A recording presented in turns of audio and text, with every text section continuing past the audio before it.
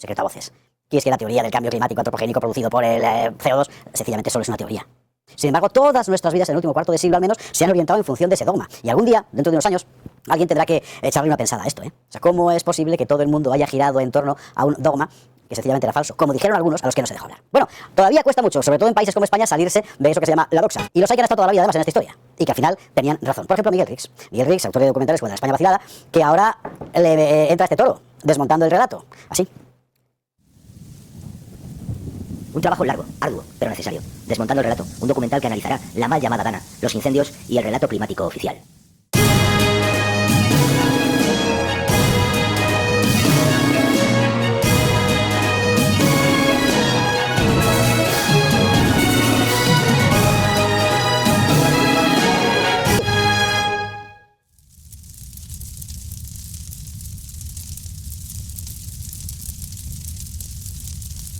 Gira en torno, sobre todo, a lo que ocurrió en Valencia el 29 de octubre de 2024. Más tarde, los incendios que todos recordamos, o deberíamos recordar, este último verano. Y hay un nexo común en todo, bueno, hay varios, ¿no? Pero el fundamental es que nuestro presidente, tan guapo y estadista, y así como toda la camarilla de gente que está manejando la Unión Europea en estos últimos tiempos, pues resulta que culpan siempre al cambio climático de estas tragedias, ¿no? Ellos no tienen culpa. Nadie tiene responsabilidades solo del cambio climático, porque, claro, todos provocamos el cambio climático. Pasado un año casi y medio desde aquella tragedia, se puede valorar realmente la eficacia de un Estado que considero fallido. Y no yo, sino, pues claro, tú decías toda disidencia y varias personas que son eminencias dentro de la ciencia para desmontar todo este relato. Porque todo el relato este es gracias a él que nos están robando la libertad, nos están engañando y se están perpetuando en el poder una serie de personajes que realmente lo que quieren es destruir nuestro país, como adelantábamos en Dilma 2030, documental que pusisteis vosotros. Exactamente. Esto que dices de la ciencia es particularmente importante porque desde el principio, es decir, desde los primeros estudios del famoso panel intergubernamental, etcétera, de la ONU, se veía con mucha claridad que había una gran diferencia entre lo que decía el propio panel y su traducción periodística. Y entre lo que decía el panel y lo que decían muchos científicos, que era, esto solo es una modelización, esto no es dogma. Sin embargo, los periodistas o los medios que vendían la alarma del cambio climático acojonante, como dice nuestro amigo Alex Lahain, esos parecía que iban a su bola con una consigna bien clara. Al panel propiamente dicho, yo sinceramente no sé cuánta gente ha salido de sus estudios, y a los otros los silenciaron de forma traumática. Solo en los últimos 2, 3, 4 años, y yo me imagino que muy fundamentalmente a raíz de la victoria de Donald Trump y de que la primera potencia mundial haya dicho, esto no lo sigo porque esto es mentira, se les ha empezado a escuchar y ahora cada vez más, pero ha formateado mucho las mentes, ¿eh? Sí, de hecho, nuestro amigo común Fernando Paz, que sale en el documental, brillante, lo dice muy claramente. No estamos ante una evidencia científica, no estamos ante una opinión científica, estamos ante lo que antes se denominaba un dogma de fe. Claro. La religión climática, por así denominarla, parte de una serie de conceptos errados, absolutamente erróneos, que asume la ONU a través del IPCC, como tú bien dijiste, y que a día de hoy forman ese consenso científico. Y la ciencia, debemos recordar que la gente de nuestra generación, cuando aprendíamos ciencia, la ciencia no se trata de un consenso científico. La ciencia la cambian individualades. Los científicos individuales han cambiado la ciencia, porque de eso se trata la ciencia. Tú demuestras un hecho y se asume como tal. No supones una hipótesis y la tomas como un dogma, que es lo que está sucediendo hoy día con el cambio climático. Me ha dicho que, vamos a bajar el balón al suelo, me ha dicho que os habéis fijado muy particularmente en Valencia, donde fue efectivamente la apoteosis de la impostura, porque, vamos a ver, decisiones políticas muy claras, muy visibles, muy perceptibles, que no se tomaron, provocaron una tragedia que a la hora de pedir responsabilidades se desviaron por completo al mundo donde nadie es responsable, que es el del cambio climático. Y en Valencia exactamente qué es lo que habéis hecho.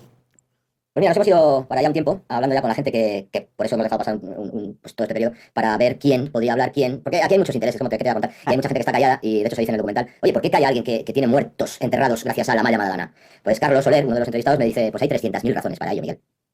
Lo dejo ahí. Entonces, ¿qué pasó en Valencia? Ya se puede analizar con perspectiva. Primero, vamos a empezar con Amazon. Pues en lo que le corresponde a Amazon, no se dieron las alarmas de algo que era evidente, no se avisó a la población, falló el CECOPI, que es el centro que tiene que avisar allí en Valencia ante una tragedia, falló.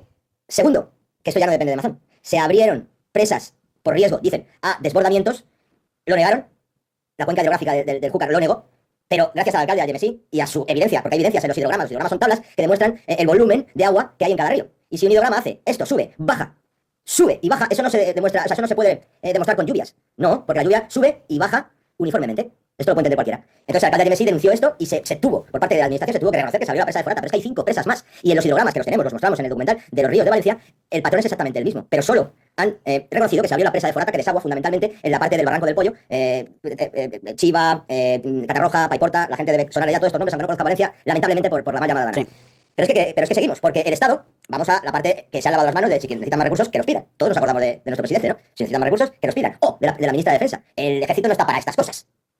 Señora, bueno, pues se tenía que haber declarado el nivel de emergencia 3 en el Estado. ¿Por qué? Por la ley, no porque ustedes sean mejores o peores o quieran quedar bien con la gente. La ley marca unas pautas. Cuando hay una tragedia que excede a una comunidad, y en esta, estoy hablando de la mal llamada Dana, excedió de sobra, porque fue Andalucía, fue Castilla-La Mancha y fue la Comunidad Valenciana. Por tanto, el Estado, el gobierno central, tendría que haberse reunido y haber declarado el nivel de emergencia 3. ¿Qué significa esto? Que se hubiese podido centralizar toda la ayuda en un solo mando central liderado por la UME.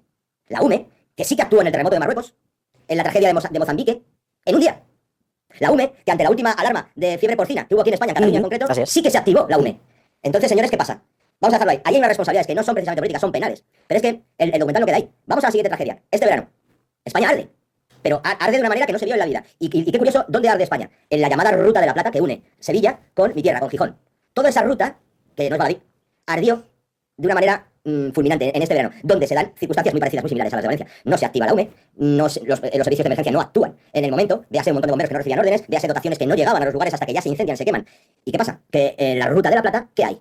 Te lo digo yo, hay minerales y tierras raras. ¿Qué hay en Valencia? Como llaman ellos, la Horta Sur, la Huerta Sur. Mucha agua subterránea. ¿Qué se necesita para...? Lo voy a dejar aquí, porque si no, hago como dicen los jóvenes, spoiler. Porque hay un plan, evidentemente. Entonces, claro, pensando mal, porque hay que pensar mal, decimos, todo esto ya lo digo provocado. Los incendios, por supuesto, pero ya hablo otra vez de Valencia, ya no digo provocado, pero ¿hicisteis algo? ¿Os beneficia? Cui prodis. ¿A quién beneficia esto? Efectivamente. Entonces, ahí lo dejo. Ahí Eso del documental. Está bien, ahí lo dejamos. Pues vamos a recordar las fechas, porque esto, el 26 de abril es el lanzamiento, ¿no es eso? El 26 de abril en Madrid vamos a hacer el estreno, sí, y, a la que estáis invitados.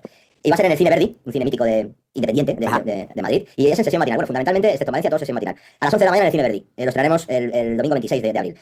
Y a partir de ahí a girar. Y en Valencia, por ejemplo, el 8, Valencia es fundamental en esto, está esperando mucho la gente este documental, y además gran parte del plantel son de Valencia. Valencia será el viernes 8 de mayo, ahí sí, sesión de tarde a las 8 de la tarde, los cines ABC. Después iremos el domingo 17 de mayo, iremos a los cines Verdi Park en Barcelona, igual será sesión matinal, 11 de la mañana, y terminaremos, vamos a hacer 4 estrenos solos, en Málaga el 24 de mayo a las 12 horas, igual matinal, en la Rosaleda, en los cines Rosaleda. Y, ¿qué te puedo decir, José Javier? Yo creo que este documental debería hacerse masivo, como dicen la gente de redes, viral, porque con este documental no hay otra que terminamos, destruimos el relato y además tumbamos a este gobierno. Porque aquí, fíjate que yo lo llamé al final de montar el relato, pero mi primera intención, que me dijo Cristina, mi mujer, ¿dónde vas? Que bastante tenemos ya. Mi primera intención es haberlo llamado alta traición. Efectivamente.